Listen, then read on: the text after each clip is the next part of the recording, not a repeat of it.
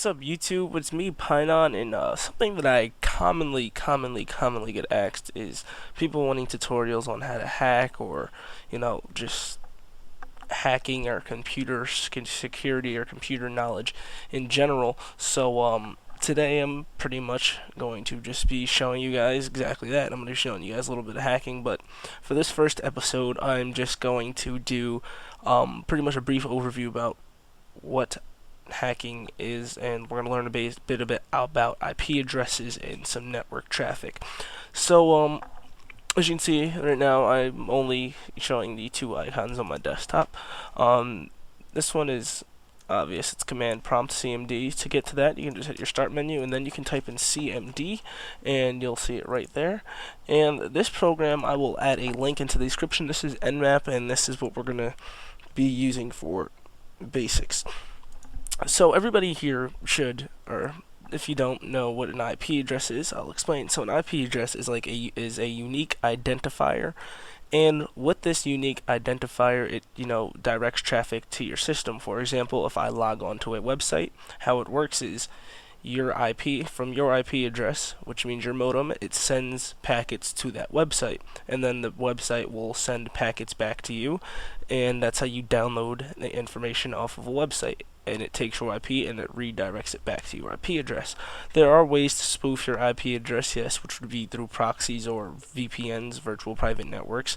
They are essentially just ways to put a third party to your connection. Normally it would be from your computer to your router or modem, then out to the system itself. For example, for me to connect to google.com, it goes from my computer to my router to my modem, then from my modem it goes to Google servers. But to get to my specific computer, there's a second type of IP address, and that's called an IPv4 or LAN address. LAN is a local area connection for if you have a router and you have multiple devices such as your cell phones, computers, laptops, iPods, any of that stuff. Those all get hooked up to your router, which is why a router is there. It broadcasts a signal, but not only does it do that, it breaks it down through a process. I believe it's DCPH or DCHP, one of the two.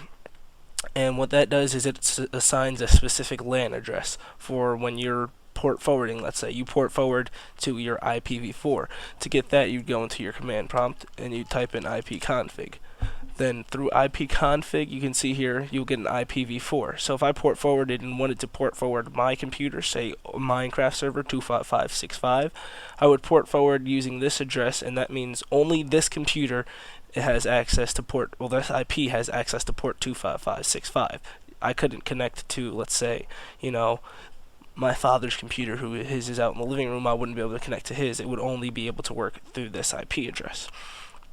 Subnet Mask is, I don't really know what it does, I'm not gonna lie. I'm just gonna leave it at that. Default gateway just means your router's IP address, which you would type into your browser to access your router settings. And then the last IP address is 127.0.0.1. Everybody knows that as localhost. That just means on your computer only. If you run a server on 127.0.0.1, nobody else, unless they're on your computer, can connect. And if you run a server off your IPv4, your LAN address, then anybody in your network would be able to connect to it. For example, I'm hosting it on my computer, my father's computer, anybody else's computer, and if someone brings a laptop to my house and connect to my router, they would be able to play.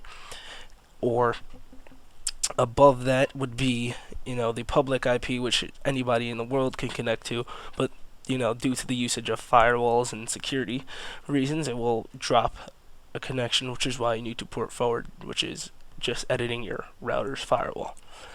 So now that we covered the basis of an IP address, we'll get into a little bit more. So when hacking somebody, everyone says, oh, I have your IP address, I'm going to hack you. That's actually not the case. You cannot hack somebody with simply an IP address.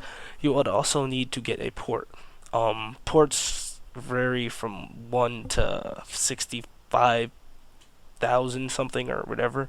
You probably could go higher, but normally it's usually like 65,000. And what a port is like, it's an exception in a firewall rule. Like I said, when you are port forwarding, what you're doing is you're opening up that specific port to your network so that say computer A connects to the firewall, and the firewall checks to see, okay, it's port 75, let's just say, or port 80. Port 80 is the HTTP port, which you use when you connect to Google. It's used in Skype and Apache for hosting a web server.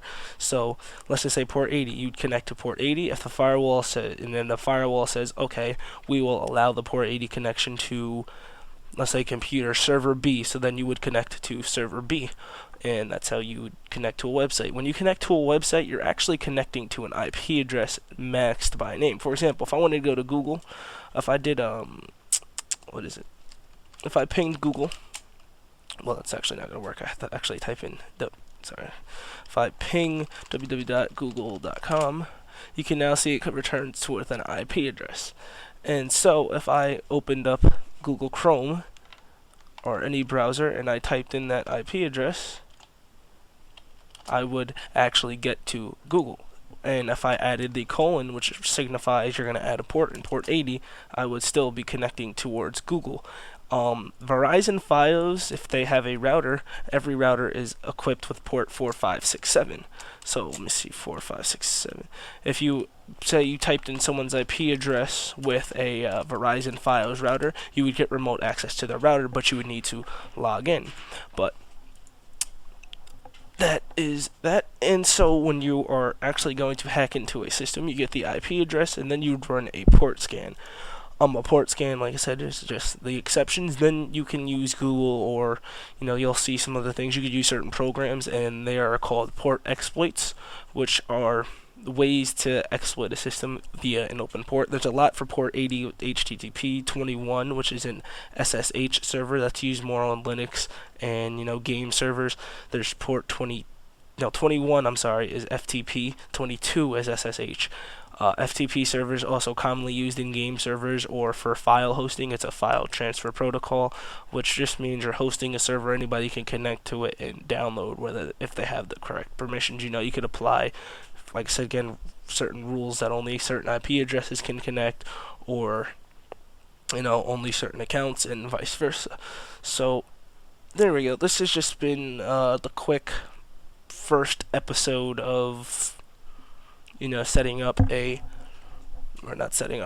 how to hack. This is just going over what an IP address is. Don't forget, guys, stay tuned, as I will probably be uploading my second video in about an hour or so. It depends on how long it takes for me to record and actually edit. And yeah, if you guys have any more questions, feel free to drop a comment below. If you liked it, hit like. If you have any feedback, anything you want to actually learn about, drop that in the comments below. I'll be showing you guys in this tutorial, I'll be showing you guys future programs that you can use, just different methods. I'll be teaching you specifically what things are, like exactly what is a brute force attack, or exactly what is a rainbow table, or we'll go over pretty much everything. I'll try to come out with at least once a week, but since I'm bored right now, I'll probably just keep going until I figure out something else to do.